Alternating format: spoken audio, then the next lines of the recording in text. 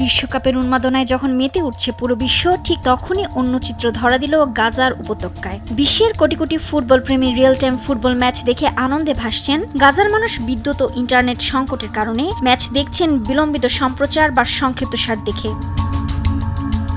আল জাজিরার এক প্রতিবেদনে উঠে এসেছে সে বাস্তব চিত্র। এমন এক চিত্রের বাস্তব উদাহরণ গাজা সিটির ইয়ারমুক স্টেডিয়ামের অস্থায়ী তাঁবুর সামনে, যেখানে মোবাইল ফোনে বিশ্বকাপের ম্যাচ দেখছেন গাজাবাসী। তবে তাদের মাঝে নেই সেই চিরচেনা উন্মাদনা, যেখানে সারা বিশ্বে দেখা যাচ্ছে সমর্থকরা পরিবার বন্ধু নিয়ে বিশ্বকাপ উপভোগ করছেন। গাজার চিত্র যেন একদমই উল্টো। যুদ্ধের আগে যেখানে ফুটবল ছিল পরিবার ও বন্ধুদের সঙ্গে আনন্দ ভাগাভাগির উপলক্ষ, এখন সেটিই হয়ে উঠেছে বিলাসিতা।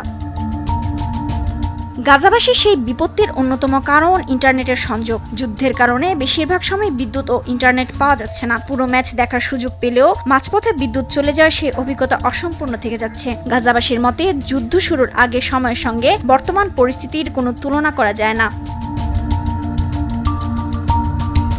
আসল ফল থেকে তৈরি, সম্পূর্ণ প্রিজারভেটিভ মুক্ত ফ্রুটিকা, পিওর মানে ফ্রুটিকা। গাজার বাসিন্দা সামি এবং ইউসুফের বিশ্বকাপ নিয়ে 4 বছরের ব্যবধানের অভিজ্ঞতা ভিন্ন।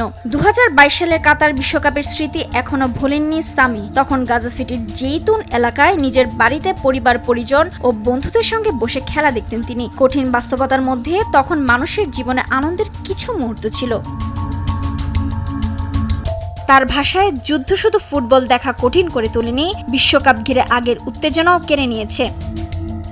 একই অভিজ্ঞতার কথা জানিয়েছে 21 বছর বয়সী ইউসুফ আল নুয়াইজি। পর্তুগালের সমর্থক এই তরুণ বলেন, বিশ্বকাপ দেখা এখন আনন্দের চেয়ে কষ্টসাধ্য কাজ হয়ে দাঁড়িয়েছে।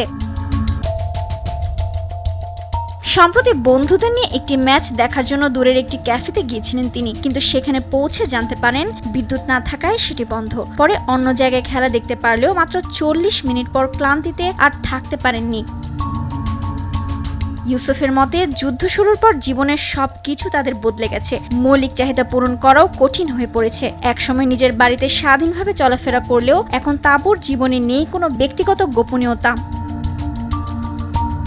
2022 সালের বিশ্বকাপের সময়ের পরিবেশ স্মরণ করে তিনি বলেন, বড় পর্দা, জাতীয় পতাকা, চা, কফি, খাবার আর বন্ধুদের সঙ্গে জমজমাট আড্ডায় খেলা দেখার আনন্দ ছিল অন্যরকম। আর এখন নিজেই ইয়ারমুক স্টেডিয়ামে বাস্তুচ্যুত মানুষ হিসেবে আশ্রয় নিয়েছেন। সেটি একসময় স্থানীয় ফুটবল ম্যাচ দেখার প্রিয় স্থান ছিল। যুদ্ধের কারণে গাজার অনেক স্টেডিয়াম ও ক্রীড়া স্থাপনা এখনো আশ্রয় কেন্দ্রে পরিণত হয়েছে। অনেকগুলো আবার ধ্বংসও হয়ে গেছে। রুবায়েত তানজুম, দেশ টিভি।